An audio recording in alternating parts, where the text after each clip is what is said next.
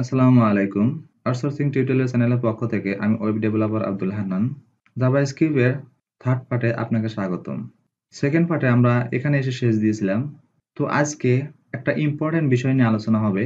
Second পার্টে যে আলোচনা করেছি সেখান থেকেই বাট আজকেরটা অনেক ইম্পর্টেন্ট। তো যারা এই টিউটোরিয়ালে নতুন আমি সাজেস্ট করব প্রিভিয়াস পার্টগুলো দেখে আসতে। এবং যারা এই চ্যানেলে নতুন প্লিজ সাবস্ক্রাইব মাই চ্যানেল এবং পাশে থাকা নোটিফিকেশন বেল আইকনটা অন করে দিবেন। So get started.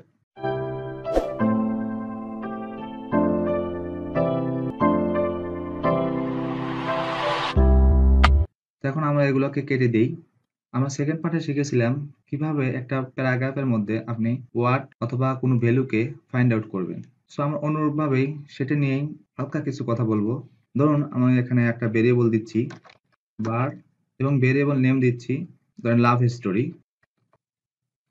দেন ইকুয়াল সাইন, তার মধ্যে যেহেতু স্ট্রিং লিখবো কোটেশন দিয়ে দিব, তো ডাবল কোটেশনে দিচ্ছি যেহেতু কোনো কোটেশন নেই এখন, তো এখন ডাবল কোটেশনে দিচ্ছি। তার মধ্যে আমরা এখানে একটা সেন্টেন্স লিখবো। আমরা গত সেকেন্ড পার্টে একটা প্যারাগ্রাফ লিখেছিলাম, আমরা অত কিছু লিখবো না, আমরা শুধু একটা সেন্টেন্স লিখবো, I love you my golden Bengali. তো এখন আমরা সেকেন্ড পার্টে দেখেছিলাম এখান থেকে যে কোনো একটা ওয়ার্ড ফাইন্ড আউট করার জন্য কিভাবে ফাইন্ড আউট করতে হয়। তো এখানে আমি সেমিকোলন দিয়ে শেষ দেব। তো আমরা আউটপুট দেখার জন্য আমরা কনসোল লক করেছিলাম, আমরা এখানে সেম সিস্টেমই করব বাট একটু ডিফারেন্স হবে। তো এর মধ্যে দিয়েছিলাম ভেরিয়েবল নেম। প্রথম আমরা ভেরিয়েবল নেমটা দিব লাভ স্টোরি, দেন ডট দিব, ডট দিয়ে ইন্ডেক্স অফ। তো ইন্ডেক্স অফ দিলাম, যেহেতু সেকেন্ড পার্টে বুঝিয়ে দিছি ইন্ডেক্স অফ কিসের জন্য দিব।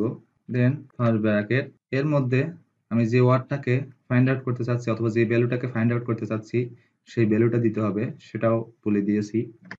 তো কোটেশন দিয়ে দিলাম যেহেতু স্ট্রিং। আমি ধরুন গোল্ডেনকে ফাইন্ড আউট করতে চাচ্ছি, গোল্ডেন। ধরুন আপনার ভুলবশত এই ডিইএন এর জায়গায় আপনি এ দিয়ে ফেলেছেন, এটাই কিন্তু ইম্পর্টেন্ট বিষয়, এইটাই হলো জানার বিষয়। এই ভেরিয়েবলটা লেখার কারণই হলো, সো ভুল কিন্তু হতেই পারে, তখন কিন্তু সমাধান করতে হবে। সো সেজন্যই আমি এইটুক দেখানো। তো এখানে সেমিকোলন দিয়ে দিব। এখন যে আমরা আউটপুট দেখি, আউটপুট দেখার জন্য টার্মিনালে যাব, নিউ টার্মিনাল, প্রথমে নোড লিখব, তারপর হচ্ছে ফাইল নেম লিখব। এখন যে আমরা আউটপুট দেখি, আউটপুট দিয়েছে -1। ওয়েবসাইটে কোনো কিছু ইনপুট করবেন সেটা তো কখনো -1 হিসেবে আউটপুট দেখানোর কথা না। বড়জোর 0 আসতে পারে, যেহেতু কাউন্ট হয় 0 থেকে, তো 0 আসতে পারে। তো -1 তো আসার কোনো কথাই না। তো এই -1টা যদি আসে কখনো, আপনার ওয়েবসাইট যখন আপনারা কোনো কিছু করতে যাবেন তার আউটপুট যদি কখনো -1 দেয়, তাহলে বুঝতে হবে যে আপনি যে ভ্যালুটা লিখেছেন অথবা যে ওয়ার্ডটা লিখেছেন সেই ভ্যালু অথবা ওয়ার্ড আপনার ওয়েবসাইটের মধ্যে নেই। এটা আপনার অবশ্যই মাথায় রাখতে হবে। এটা কিন্তু যখন আপনার -1 আসবে, এটা নিয়ে কিন্তু সমাধান করতে হবে।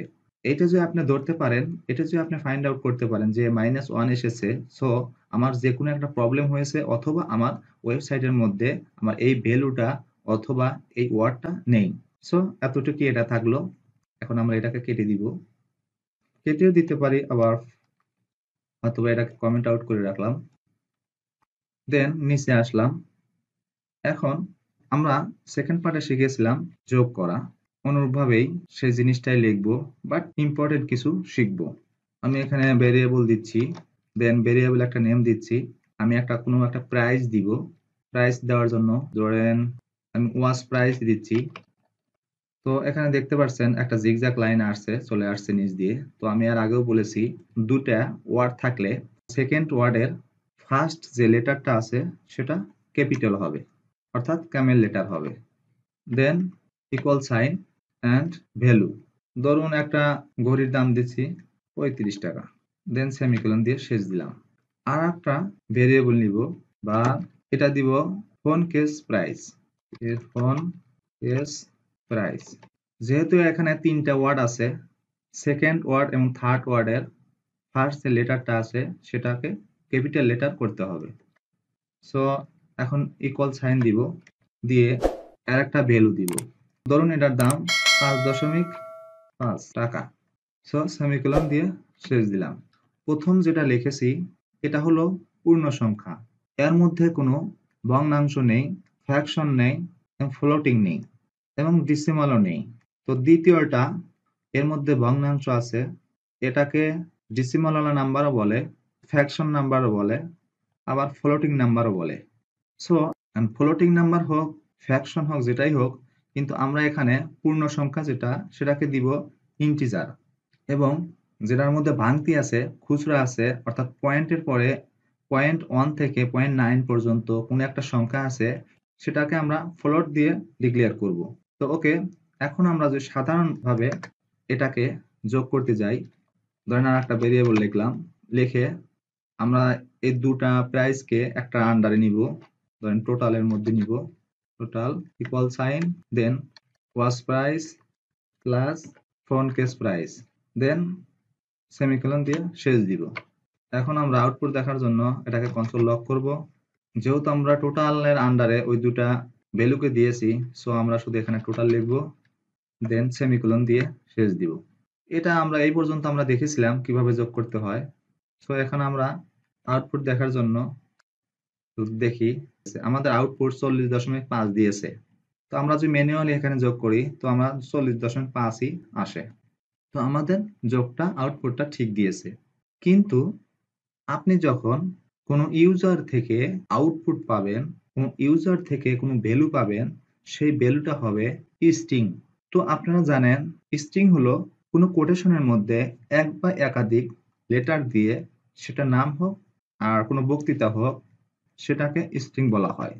কিন্তু আপনি ওই কোটেশনের মধ্যেই আপনি যদি কোনো নাম্বার দেন, সেটা নাম্বার টাইপ হোক আর সেটা বুলিয়ান টাইপ হোক, কোটেশনের মধ্যে যেটাই আসবে সে স্ট্রিং হিসেবে আউটপুট দেবে।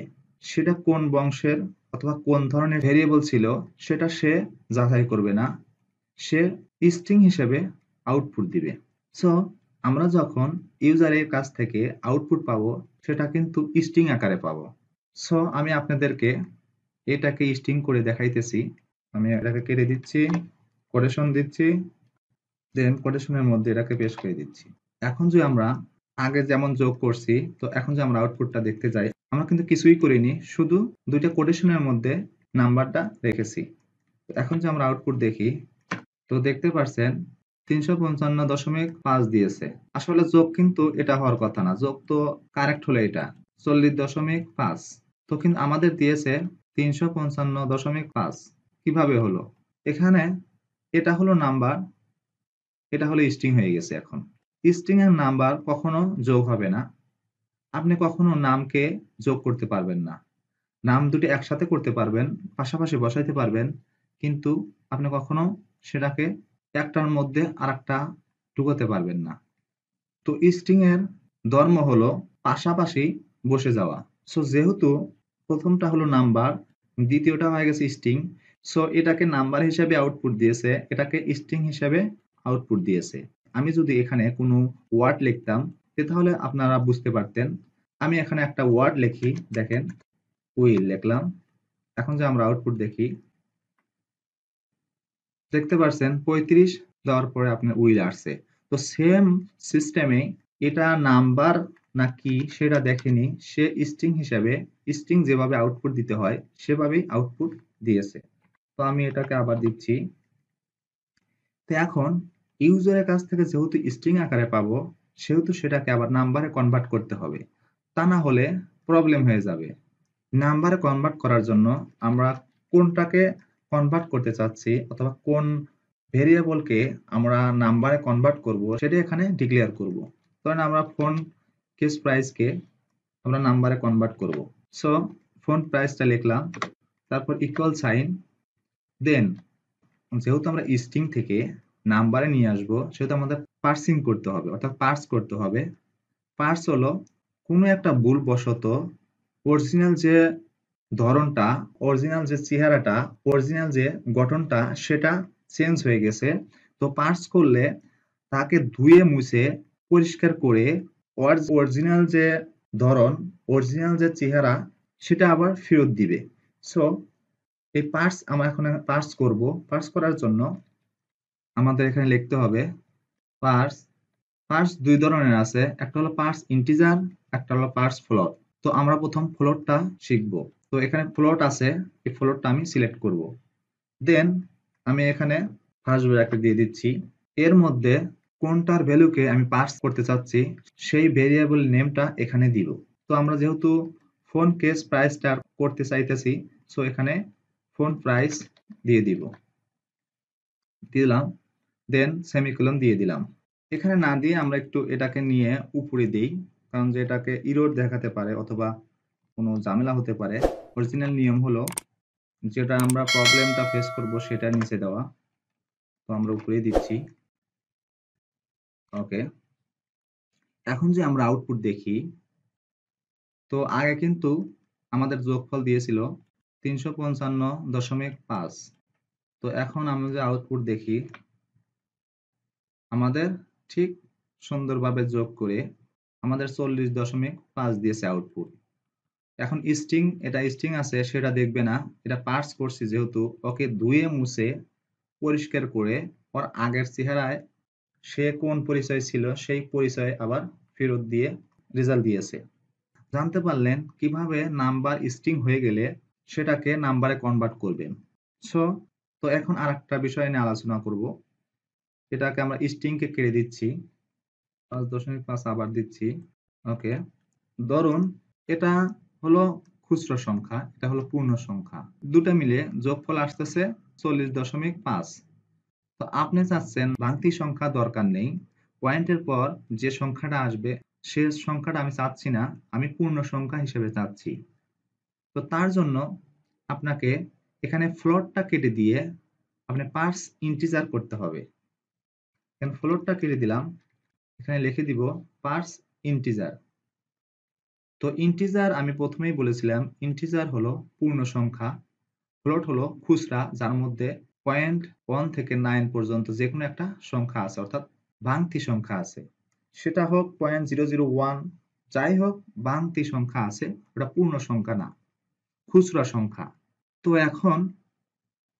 এখন যে আমরা আউটপুট দেখি, তো ওকে আমি সেম সিস্টেমে ইন্টারফেস করলাম। তো দেখতে পাচ্ছেন আমাকে 40 দিয়েছে। তো পার্স ইন্টিজার হলো যে খুচরা সংখ্যা আছে, যে ভাঙতি সংখ্যা আছে, সে অবশিষ্টগুলো দশমিকের পরে সেটে কেটে আপনাকে পূর্ণ সংখ্যা করে আপনাকে আউটপুট দিবে। সো আমরা বুঝতে পারলাম কিভাবে একটা ভগ্নাংশ সংখ্যাকে অর্থাৎ ফ্র্যাকশন সংখ্যাকে অথবা ফ্লোটিং সংখ্যাকে, দশমিক আলা সংখ্যাকে আমরা পূর্ণ সংখ্যা করতে পারি। ওকে, এটা গেল। আরেকটা বিষয়ে, সেটা হলো আপনি চাচ্ছেন যে কোনো একটা ভ্যালুর মধ্যে আপনি 1 যোগ করে দিতে। আপনি যতই আসবে, যদি আপনার ইউজার অথবা কাস্টমার এটাকে সে ফার্স্টে স্ক্রিনে দেখবে 5.5, সে যখন কিনতে যাবে সেটা হয়ে যাবে 6.5। 1 বাড়ান 2 বাড়ান সেটা সমস্যা নেই, আপনি এর সাথে কিভাবে অ্যাড করবেন, তো আমি সেই বিষয় নিয়ে এখন আলোচনা করব। এটাকে অনেকভাবে করা যায়, আমি দুইটা সিস্টেমে আপনাদেরকে দেখাই দিতেছি। সেটা হলো আপনাকে এই পার্স ইন্টিজার আমি এখানে ছেড়ে দিচ্ছি, এটার দরকার নেই এখন। কোন ভ্যালুটাকে বাড়াইতে চাইতেছি, কোন প্রাইসটাকে আমি আপ করতে চাচ্ছি, সেটার ভেরিয়েবল নেমটা এখানে দিতে হবে। দেন এখানে একটা প্লাস সাইন দিতে হবে, দিয়ে আপনি কত বাড়াতে চাচ্ছেন, 1 বাড়াতে চাচ্ছেন না 10 বাড়াতে চাচ্ছেন। এক্সাম্পল হিসেবে আমি 1 দিয়ে দেখাইতেছি। তো আমি 1 বাড়াইতে চাচ্ছি, তো দিলাম 1। তারপর আউটপুট দেখার জন্য আমি ইন্টারফেস করলাম। সো আমাদের আউটপুট 1 প্লাস করে তারপর দিয়েছে। আপনি যদি এখানে 10 প্লাস করতে চান 10 প্লাস করবেন, সমস্যা নেই, কিন্তু আমি শুধু এক্সাম্পল হিসেবে দেখাইলাম কিভাবে আপনি অ্যাড করবেন। সো এখানে যদি আমি দেখতে পাচ্ছেন 50.5 দিয়েছে। তো এখন হলো আসলে এই সিস্টেমটা এভাবে লেখা হয় না, শর্টকাট ভাবে লেখা হয়, যেটা আপনি প্রত্যেকটা প্রোগ্রামিং ল্যাঙ্গুয়েজেই দেখতে পাবেন। কোথায় যদি আপনি ভিজিট করেন, কোনো কোডের মধ্যে ভিজিট করেন, তাহলে দেখতে পারবেন যে যেমন দিলাম 2টা প্লাস সাইন থাকবে, এইভাবে দেখতে পাবেন। শুধু একটা নেম দেওয়া আছে, তারপরে 2টা প্লাস সাইন দেওয়া আছে। দেন এখন যদি আমরা আউটপুট দেখি, দেখতে পাচ্ছেন 41.5 দিয়েছে। প্রথমটা যেটা দিয়েছিলাম সেটা হলো আপনি কত বাড়াতে চাচ্ছেন ওখানে ভ্যালুটা লিখতে হবে। তো নির্দিষ্টভাবে আপনারা 1 বাড়াতে চান তাহলে শুধু নেমটা লিখবেন, যে প্রোডাক্টটা আপনি বাড়াতে চাচ্ছেন সেই প্রোডাক্টের নেম অর্থাৎ ভেরিয়েবল নেম লিখবেন, দেন ডাবল প্লাস সাইন দিবেন।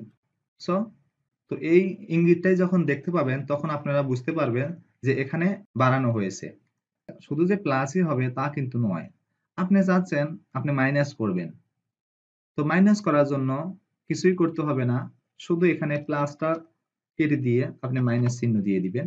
তো এখন যে আমরা আউটপুট দেখি, তো দেখতে পাচ্ছেন 39.5 আমাদের রেজাল্ট দিয়েছে।